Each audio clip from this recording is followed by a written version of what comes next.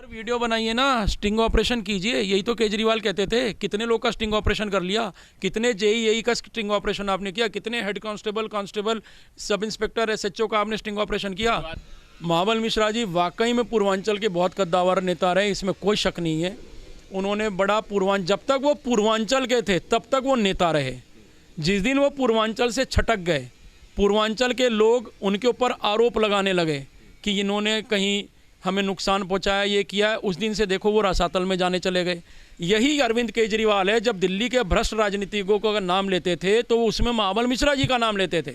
BJP को झेलेंगे नहीं। BJP के निगम पार्षदों से हम इस बार वादा ले रहे हैं, सभी उम्मीदवारों से, कि भैया अगर आप लोग हमारे मुद्दों पे, जनता के मुद्दों पे खड़े नहीं उतरे तो आप लोग का सतत विरोध पहले दिन से हम शुरू कर देंगे। सर्टेनली मेरी चमकती दिल्ली कांग्रेस की, ये मुझे बहुत अच्छी लगती है। शीला दीक्षित जी का जो दौर है उसको हम भी याद करते हैं, और मैं बताऊं भारतीय जनता पार्टी के भी बहुत सारे लोग याद करते हैं। धुआं तभी उठता ना जब आग लगी होती है, ठीक है। अब वो सबूत दे देना कि मैंने नहीं लिए। कार्यकर्ता तो आरोप लगा रहे हैं, और केवल मटियाला की बात नहीं है, दिल्ली में कई जगह आरोप लग रहे हैं। मैं स्वयं बोलता हूँ मोस्ट करप्ट डिपार्टमेंट। मेरे कई वीडियोज़ में, कई लेटर्स में आप इस बात को देखेंगे भी, मैं उससे हट तो नहीं सकता।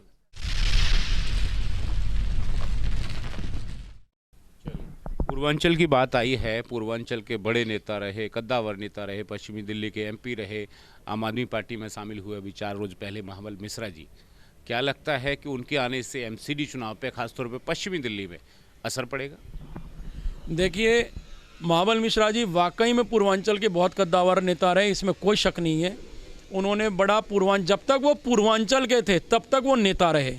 जिस दिन वो पूर्वांचल से छटक गए, पूर्वांचल के लोग उनके ऊपर आरोप लगाने लगे कि इन्होंने कहीं हमें नुकसान पहुंचाया, ये किया है, उस दिन से देखो वो रसातल में जाने चले गए। लगातार चुनाव लड़े, पूर्वांचल के रहते हुए चुनाव लड़े ना, हारे कि नहीं हारे। तो पूर्वांचल का व्यक्ति ऐसा नहीं है कि हाँ जी आप मेरे इलाके के हो और आप कितना भी गलत काम करेंगे और उसका समर्थन कर देंगे। आम आदमी पार्टी को कहीं से भी ये दिख रहा है कि किसी भी तरह से मैं कुछ लोगों को लेके आऊँ जिससे मेरा वोट बैंक बढ़े, इसलिए इनको लेके आए। यही अरविंद केजरीवाल है, जब दिल्ली के भ्रष्ट राजनीतिकों का नाम लेते थे तो उसमें महाबल मिश्रा जी का नाम लेते थे। इन्हीं के लोग कैंपेन करते थे कि नसीरपुर की ज़मीन पे कब्जा इन्होंने कर लिया जी, फलानी जगह कब्जा कर लिया जी। एक 38 गज का मकान है विजय झा नाम के व्यक्ति का महावीर इनक्लेव में, उसका केस आज भी द्वारका कोर्ट में चल रहा है, जिसने ये आरोप लगाया कि महाबल मिश्रा जी के परिवार के लोगों ने, उनके भाई और तमाम लोगों ने उनके प्लॉट पे कब्जा करने का कोशिश को, उसका घर तोड़ दिया, और माँ, उनकी बहन, उनकी बेटी को, उनके बेटे को, उनकी वाइफ को, सबकी पिटाई की। ये मामला आज भी द्वारका कोर्ट में चल रहा है। तो पूर्वांचल कहाँ जाए? कौन पूर्वांचल का? ये पूर्वांचल के होते तो दिलाते ना 38 गज के मकान पे कब्जा करने की बात ही नहीं होनी चाहिए थी। इनको तो ऐसे कई 38 गज बांट देने चाहिए थे। रोबिन जी, अंतिम में सवाल लेता हूँ। एमसीडी का चुनाव जारी है, 3 नारे दिखाई देते हैं तीनों प्रमुख पार्टियों के। पहला नारा भारतीय जनता पार्टी का जो तमाम होर्डिंग बैनर पे लगा हुआ है, वादे नहीं विचार, खोखले नहीं प्रचार, इस तरह का है। मोदी साहब की फ़ोटो लगी है। दूसरा आम आदमी पार्टी का है, उनका केवल एक कहना है, एमसीडी में भी केजरीवाल।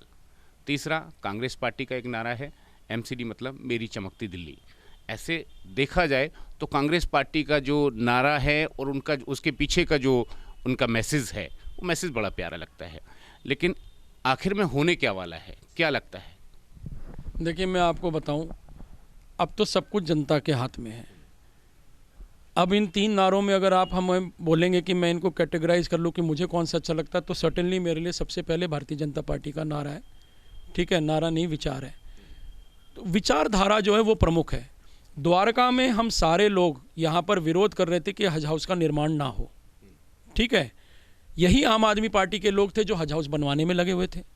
द्वारका में हम सारे लोग, जो द्वारका की मेजॉरिटी ऑफ पीपल, वो ये चाहते थे कि सीए और एनआरसी भारत के अंदर लागू होना चाहिए।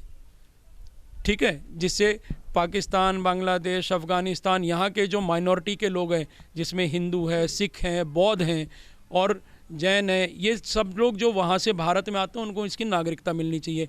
उसका विरोध कौन कर रहा था? यही आम आदमी पार्टी के लोग कर रहे थे। यही जो आम आदमी पार्टी के प्रत्याशी हैं, इन लोगों ने सड़क पे उतर के विरोध किया है। इनके हस्बैंड ने विरोध किया है। द्वारका के अंदर किस प्रकार से एक वैमनस्यता का इन लोगों ने फैलाने का प्रयास किया वो सब लोगों ने देखा है। तो इसीलिए मैं तो फर्स्ट पोजीशन पे मैं रखूँगा बीजेपी के प्रचार को। सेकंड, सर्टेनली मेरी चमकती दिल्ली कांग्रेस की, ये मुझे बहुत अच्छी लगती है। शीला दीक्षित जी का जो दौर है उसको हम भी याद करते हैं, और मैं बताऊं भारतीय जनता पार्टी के भी बहुत सारे लोग याद करते हैं कंपेयर टू केजरीवाल। शीला दीक्षित के 15 साल और अरविंद केजरीवाल के 8 साल, दोनों में कौन बेहतर लगता है? अंतिम सवाल। 100% शीला दीक्षित के 15 साल, अरविंद केजरीवाल के 8 साल, दिल्ली बेहाल। ये नारा देना चाहिए कांग्रेस पार्टी को। अरविंद केजरीवाल के 8 साल, दिल्ली बेहाल, दिल्ली वासी बदहाल। ये चौथा नारा और ऐड कर दीजिए मेरी तरफ से। अंतिम एक और चीज़ रह गई, मैं पूछना भूल गया। मोस्ट करप्ट डिपार्टमेंट एमसीडी का मतलब जो है आम आदमी पार्टी ने दिया, कांग्रेस पार्टी भी यही कहती रही, और 15 साल से एमसीडी में बीजेपी काबिज है।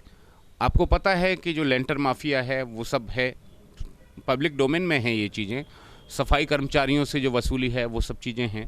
तो ऐसे में क्या बदलाव नहीं होना चाहिए? अगर मोस्ट करप्ट डिपार्टमेंट एमसीडी को बना दिया गया भारतीय जनता पार्टी के द्वारा, तो बदलाव तो होना चाहिए। मैं स्वयं बोलता हूँ मोस्ट करप्ट डिपार्टमेंट। मेरे कई वीडियोस में, कई लेटर्स में आप इस बात को देखेंगे भी, मैं उससे हट तो नहीं सकता। लेकिन है क्या कि जिन लोगों ने करप्शन किया उनको रोकने के लिए केजरीवाल और उनकी पार्टी, कांग्रेस और उनकी पार्टी, मैं कह रहा हूँ मान लीजिए भारतीय जनता पार्टी से जुड़े कुछ लोगों ने करप्शन किया, भाई आपने उनको पकड़वाने का क्यों नहीं प्रयास किया? ये लोग उनके साथ मिलके कैसे काम करते रहे? दिल्ली पुलिस है नहीं उनके पास में, एसी भी छीन लिया, आप लोगों ने कैसे पकड़वाए वो? सर वीडियो बनाइए ना, स्टिंग ऑपरेशन कीजिए। यही तो केजरीवाल कहते थे। कितने लोग का स्टिंग ऑपरेशन कर लिया, कितने जेईई का स्टिंग ऑपरेशन आपने किया, कितने head constable, sub inspector, SHO का आपने स्टिंग ऑपरेशन किया? बाद में जब होने लगा था तभी तो एसी भी छीन ली गई थी ना सर। एसी भी छीन ली ना। आप कोर्ट में जाते ना, आप स्टिंग ऑपरेशन करो, कंप्लेंट दो, कोई ना सुने, कोर्ट में जाइए। बात क्या है कि आप केवल बोल रहे हो, आप खुद भी कुछ नहीं कर रहे। आप करते ना, कौन रोक रहा है आपको? जितने भी जो इलीगल कंस्ट्रक्शंस हो गई, आपका ही विधायक वहां पर बैठा हुआ है।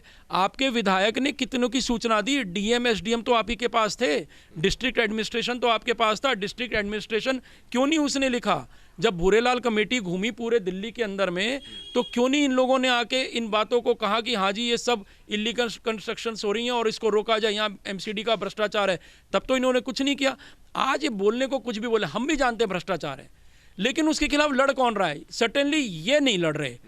दूसरी बात, अगर हम इनको लेके आ जाते हैं एमसीडी में, दिल्ली की जनता इनको लेके आती है, या द्वारका के अंदर में मान लीजिए ये लोग आते हैं, जब ये नहीं थे तब ये हज हाउस का समर्थन कर रहे हैं, जब ये नहीं थे तब सीएनआरसी का विरोध कर रहे हैं, जब ये नहीं थे तो यहाँ पर जितने भी जो नारियल पानी वाले सुबह से शाम तक 24 घंटे यहाँ लगा के बैठ गए, उनको हटाने आए तो ये लोग खड़े होकर उन्हें रुकवाते कि नहीं हम नारियल पानी कहाँ पीने जाए। जब ये बन जाएंगे तो सोचिए कितनी बुरा हाल होने वाला है। तो इसीलिए हम सब कुछ झेल लेंगे, लेकिन राष्ट्रीय सुरक्षा के साथ में, इलाके के सुरक्षा के साथ में समझौता नहीं कर सकते। ये चाहे आप हमारी विडंबना समझिए, चाहे हमारी मजबूरी समझिए। इसीलिए बीजेपी को झेलते रहेंगे। बीजेपी को झेलेंगे नहीं। बीजेपी के निगम पार्षदों से हम इस बार वादा ले रहे हैं, सभी उम्मीदवारों से, कि भैया अगर आप लोग हमारे मुद्दों पे, जनता के मुद्दों पे खड़े नहीं उतरे तो आप लोग का सतत विरोध पहले दिन से हम शुरू कर देंगे। और करप्शन नहीं करेंगे, ऐसा कोई वादा ले रहे हैं उनसे? बिल्कुल ले रहे हैं। हम तो पहले ही डिक्लेयर कर चुके, हमें चाहिए ईमानदार काउंसलर, और भारतीय जनता पार्टी का ईमानदार काउंसलर चाहिए। जो भी भाजपा का काउंसलर बने वो ईमानदार रहे। मोदी साहब का सपना है भ्रष्टाचार मुक्त भारत का, उसके लिए वो काम करें, और ना करे तो पार्टी उसको रस्टिकेट कर दे, उसको उसके ऊपर मुकदमा दर्ज करे। या फिर एक व्यवस्था जो केजरीवाल साहब शुरू में कहा करते थे, इस तरह की हो, राइट टू रिकॉल का अधिकार कुछ हो, 1 साल 2 साल उनको देखा जाए, नहीं तो वो इस्तीफा दें, वापस जाएं। देखिए, राइट टू रिकॉल को तो संविधान में ही आपको उसमें फेरबदल करना पड़ेगा। जब तक वो नहीं है तब तक हमारे पास में क्या रास्ता है? हमारे पास में रास्ता ये है कि जो भी व्यक्ति भ्रष्टाचार कर रहा है उसके खिलाफ खुल के मुखर होकर जनता सबूत पेश करे और उसको बहिष्कार करे। लोग डरते क्यों हैं? इनसे डरने की जरूरत है क्या? भ्रष्ट लोगों से इनसे लड़ने की जरूरत है। द्वारका मटियाला विधानसभा में आती है, जो विधायक हैं गुलाब सिंह यादव आम आदमी पार्टी के, चंद रोज़ पहले जो है उनकी कार्यकर्ताओं ने उनको दौड़ा दौड़ा के पीटा। वजह ये बताई गई, जो वीडियोस के माध्यम से सामने आई, कि टिकट के बहाने कुछ पैसा लिया गया था और टिकट किसी और को दे दी गई। लगता है कि आरोप ठीक रहे होंगे? अबे देखिए, उनके कार्यकर्ता ही आरोप लगा रहे हैं। आग तभी, धुआं तभी उठता ना जब आग लगी होती है, ठीक है? अब वो सबूत दे देना कि मैंने नहीं लिए, कार्यकर्ता तो आरोप लगा रहे हैं, और केवल मटियाला की बात नहीं है, दिल्ली में कई जगह आरोप लग रहे हैं। कई जगह तो महिलाओं ने अपने यौन शोषण का भी आरोप लगा दिया कि मेरे साथ यौन शोषण किया, टिकट का वादा किया था। ये नहीं होना चाहिए। और कहीं भी अगर इस तरह की बात है तो जो लोग व्यवस्था परिवर्तन की बात कर रहे थे, जो कहते थे हम देश को बेहतरीन व्यवस्था देने आए हैं, अरविंद केजरीवाल, वो इंट्रोस्पेक्ट करें कि उनकी व्यवस्था बाकी पार्टियों से सबसे गंदी कैसे हो गई। कांग्रेस में ये आरोप नहीं लगा, भारतीय जनता पार्टी में ये आरोप नहीं लगा, जब इनके बहुत अच्छा समय था तब ये आरोप नहीं लगे कि टिकट बेची गई। आज केवल इन्हीं पे क्यों आरोप लग रहे हैं? कहीं तो सच्चाई होगी। बहुत बहुत धन्यवाद। धन्यवाद।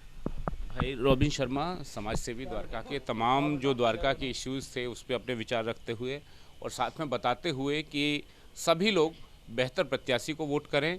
जो प्रत्याशी आपको बेहतर लगे, आपको लगे कि ये प्रत्याशी भले वो किसी पार्टी का हो, हमारा काम करेगा। चूँकि एमसीडी के जो विषय हैं व्यक्तिगत विषय होते हैं और हर घर को उन सभी की आवश्यकता रहती है। आपके घर के सामने कूड़ा पड़ा है तब एमसीडी का काम है, आपके इलाके की स्ट्रीट लाइट नहीं जलती वो एमसीडी का काम है। लिहाजा ऐसा काउंसलर चुनें जो आपके नज़दीक हो, आपके आसपास का हो, आपकी बात सुने और आपके लिए हमेशा उपलब्ध रहे। सहयोगी विजय त्यागी के साथ में आनंद कौशिक।